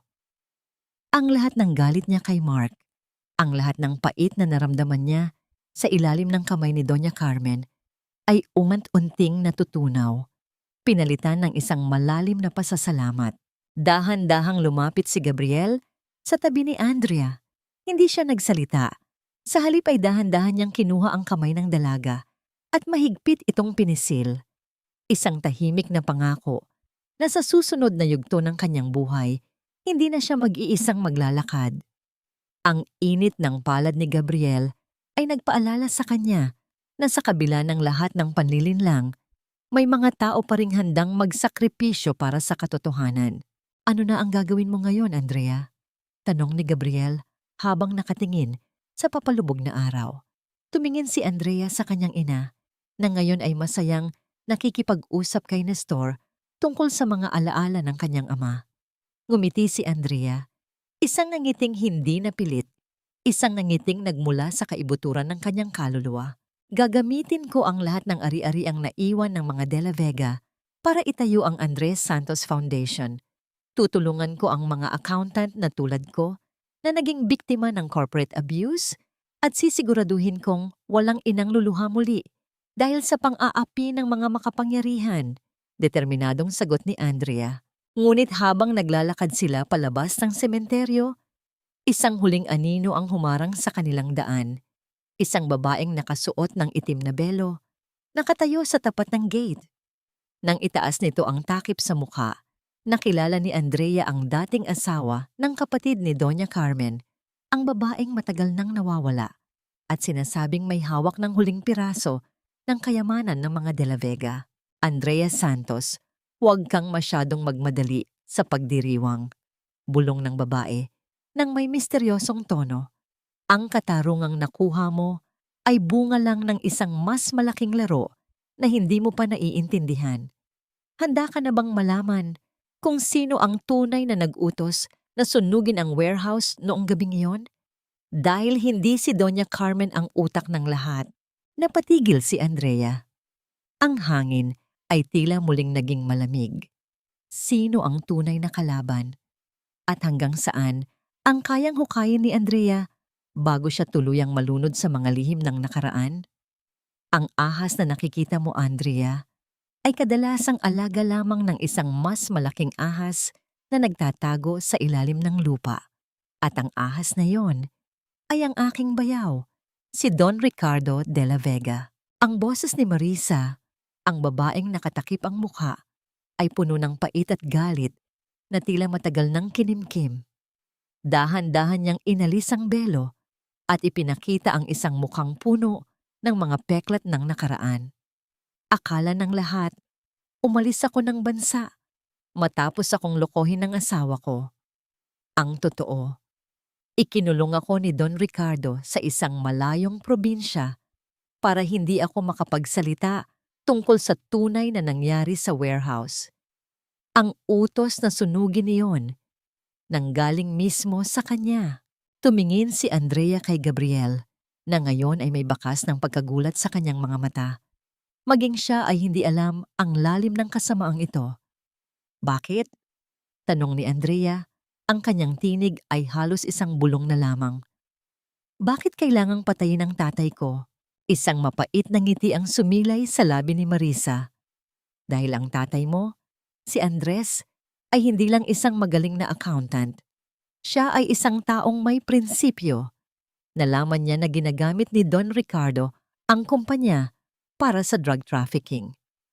Si Doña Carmen, isa lang siyang tagatago ng pera sa mga offshore accounts. Ang tatay mo, Andrea, balak niyang ibigay ang lahat ng ebidensya sa PDEA noong gabing iyon. Pinilit siyang pabalikin sa loob ni Don Ricardo, hindi para iligtas si Nestor, kundi para mamatay kasama ng katotohanang hawak niya. Inabot ni Marisa ang isang maliit na susi kay Andrea. Ito ang susi sa safety deposit box kung saan ko itinago ang orihinal na ledger na naglalaman ng lahat ng drug transactions nila. Kunin mo ito, ibigay mo sa mga awtoridad, at tapusin mo na ang lahat ng ito para sa kapayapaan nating lahat. Umalis si Marisa na tila isang aninong naglaho sa dilim. Iniwan sina Andrea na nakatayo sa gitna ng katahimikan ng gabi. Ang katarungang akala niya ay nakuha na niya ay tila isang maliit na sanga lamang ng isang malaking puno ng kasamaan.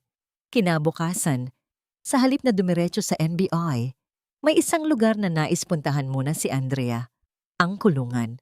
Sa loob ng isang maliit na silid, sa pagitan ng isang makapal na salamin, muli niyang nakita ang mukha ni Mark. Ang dating makisig na anyo nito ay napalitan ng isang mukhang puno ng pagod at pagsisisi. Andrea, patawarin mo ako. Simula ni Mark. Ang kanyang boses ay basag. Alam ko ang lahat mula pa sa simula. Takot lang ako kay Papa. Hindi na mahalaga ang takot mo, Mark. Sagot ni Andrea. Ang kanyang tinig ay kalmado.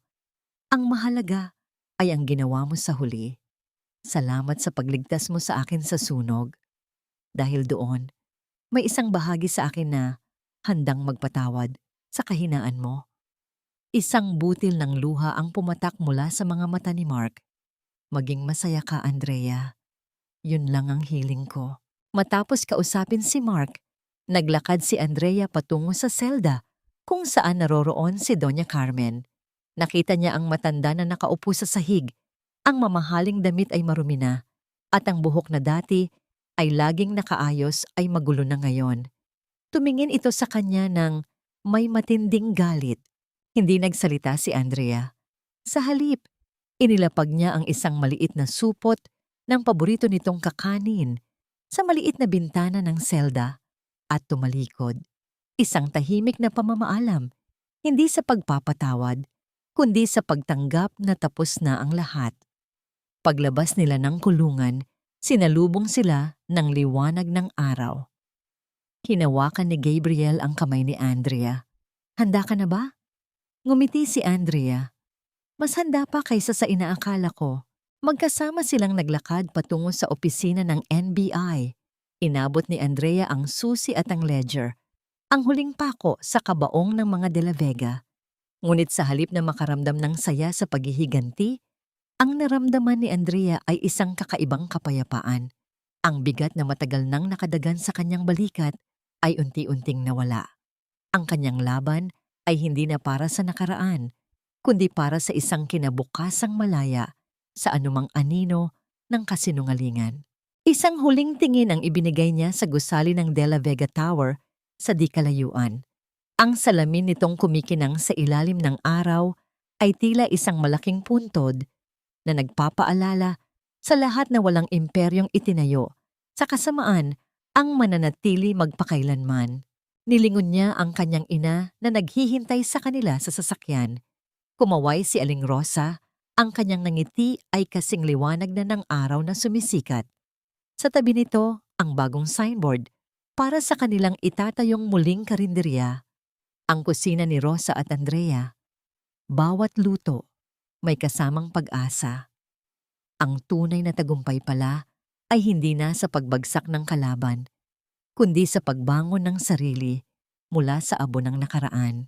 Lumipas ang 3 taon, ngunit ang bawat haplos ng hangin sa buhok ni Andrea ay tila nagdadala pa rin ng samyo ng sariwang sampagwita, ang bulaklak na sumisimbolo sa pag-asa at pag-ibig na muling namulaklak.